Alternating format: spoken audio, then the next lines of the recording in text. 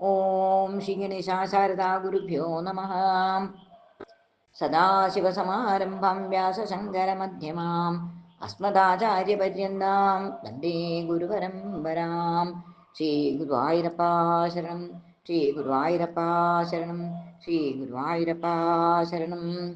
ശ്രീഹരിയും ഒരു നിഴൽ നാരായണീയം. ദശകം 42. ശകടാസുരോധം. ഭഗവാനേ കൃഷ്ണ തവ ജന്മദിനത്തിലൊരിക്കൽ ബന്ധുക്കളും ബ്രാഹ്മണരും വന്നു ചേർന്നല്ലോ. ഏതോ വണ്ടിക്കടുത്തായി ഉണ്ണിയെ കിടത്തിയിട്ടു യശോദയോ പലവിധ ജോലിയിൽപ്പെട്ടു. ഉണ്ണിയെ നോക്കുന്നതിനായി ഏൽപ്പിച്ച കുട്ടികളുടെ ഭയങ്കരമായ നിലവിളികൾക്കൊപ്പം മരക്കഷണം തകരുന്ന പോലവേ ശബ്ദവുമുണ്ടായി. ഗോകുലമാകവേ ഞെട്ടിത്തരിച്ചുപോയി. ശബ്ദം കേട്ടു പരിഭ്രമം പൂണ്ടു സർവഗോപീജനം. ഓടിയെത്തിയ യശോദതൻ വസതിയതിൽ നാലുപാടും ചിതറിയ മരച്ചിളകൾക്കു മധ്യേ നന്ദസൂതൻ മോണ കാട്ടി മെല്ലെ ചിരിച്ചു. ഉണ്ണിക്കെന്തു പറ്റിയെന്നു ചോദിച്ചിട്ടു ഓടിയെത്തി നന്ദനും ഗോപാലന്മാരും വിപ്രജനവും. ഉണ്ണിയെ യശോദ കയ്യിലെടുത്തതു കണ്ടിട്ടവർ കണ്ണീർ തൂകി ഉടൻ തന്നെ ആശ്വാസം കൊണ്ടു.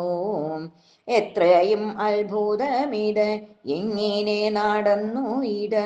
വലിയൊരു വണ്ടിയിരു തകർന്നുവല്ലോ. മൂക്കത്തു വിരൽ വച്ചിരു നന്ദാദികൾ അത്ഭുതത്താൽ മുകുന്ദനെ ആശ്ചര്യത്താൽ നോക്കി നിന്നു പോയി. അമ്മിഞ്ഞ കിട്ടാത്തതിനാൽ കൈകാലിട്ടടിച്ചു ഉണ്ണി. ഉണ്ണിയുടെ കാലുകൊണ്ടു വണ്ടി തകർന്നു എന്നു ചൊല്ലി കാവൽ നിന്ന ഗോപബാലന്മാരിലൊരാൾ ഞാനും കണ്ടുവെന്നു ചൊല്ലി മറ്റുള്ളോരെല്ലാം.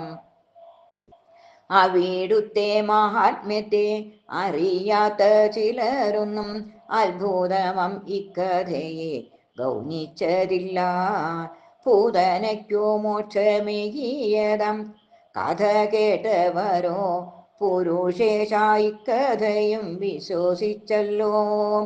തളിരുപോൽ തുടുത്തുള്ള കുഞ്ഞിക്കാലു മുറിഞ്ഞുവോ, താമരക്കൈ വേദനിച്ചോ എന്ന ഭാവത്തിൽ വാത്സല്യത്തോടവിടുത്തെ അംഗങ്ങളിൽ മെല്ലെ മെല്ലെ ബാലസ്ത്രീകൾ പലവട്ടം തൊട്ടു തലോടി.